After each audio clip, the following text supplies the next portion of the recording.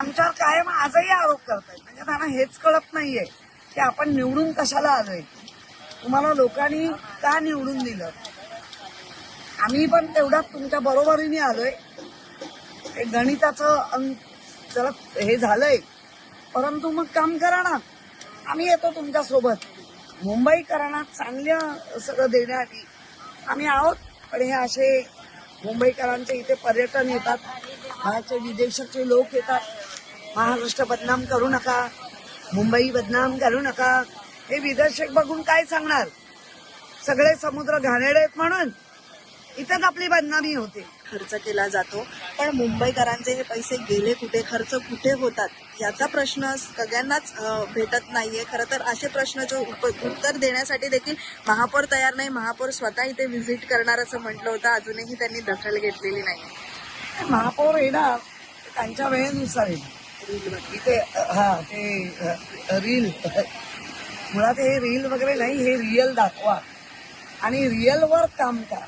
असं काय म्हणणं आहे, आपण सगळे आता पुन्हा निवडून आलोय आणि प्रशासनाचे वाभाडे टाकायचे. प्रशासन चुकतंय. हे वॉर्ड ऑफिसरला फोन करू नये, निरोप टाकू नये. सभागृह नेत्यांनी आधी एकदा एका मोठ्या आवेशात कोण कुठला वॉर्ड ऑफिसर ऐकत नाही, कशाला वल्गना करता हो. तुमच्या वल्गना तिथेच विरून जातात आणि हे घाणेरडं दृश्य आम्हाला बघायला लागतात. गेल्या 6 महिन्यात जेवढी धरती मुंबई तेवढी कधीच झाली नव्हती, तेवढी 6 महिन्यात होत आहे. सोशल मीडिया यांनी दखल घेतल्यानंतर, चॅनलच्या यांनी दखल घेतल्यानंतर हा 7 ते 8 किलोमीटरचा समुद्र किनारा आहे. आणि जर त्या समुद्र किनारी आल्यानंतर मी त्या सोशल मीडिया आणि चॅनलच्या माध्यमातून बातमी पाहिली.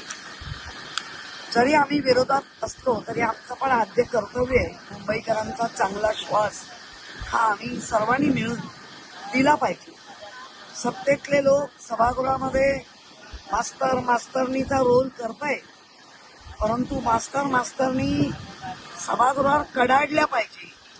ते न होता आज आपण इथे बघतोय 3 दिवस मी व्हिज्युअल बघत होती, म्हणून आज ठरवलं की आपण इथे आता व्हिजिट देऊया. आणि व्हिजिट देताना बघितलं प्रचंड नाल्यातला कचरा, तो नाल्यातला कचरा नालाच साफ नाही झाला, त्यामुळे समुद्रात गेला. जो निळा समुद्र होता तो काळा समुद्र झाला. आणि हा नाल्यातला कचरा आलेला आहे, हा खाली 3-3 फूट हा खाली कचरा आहे. काय शोकांतिका आहे या महापालिकेची. आणि ह्याच्यासाठीच आम्ही श्वेतपत्रिका मागतोय. एवढ्या मोठ्या मोठ्या ठेवी मोडलात, काम कुठे केलात हे मुंबईकर विचारतायत. आज इथे सांगितलं जात आहे सकाळी 75 लोक आणि संध्याकाळी 75 लोक महापालिकेचे काम करतायत. कुठल्या तरी संस्थेला दिलंय, पण आता मी बघतोय तर 15 पण लोक नाहीयेत. याचा अर्थ सरळ कॉन्ट्रॅक्टर असतील आणि अधिकारी यांची मिलीभगत मोठ्या प्रमाणात या 5 वर्षात वाढली आणि त्याचा परिणाम आमचे मुंबईकर भोगतायत. महाराष्ट्रातील ताज्या बातम्यांसाठी बघत रहा टाइम्स टुडे टीव्ही. सोबतच शेअर करा, सबस्क्राईब करा आणि बेल आयकॉन प्रेस करा.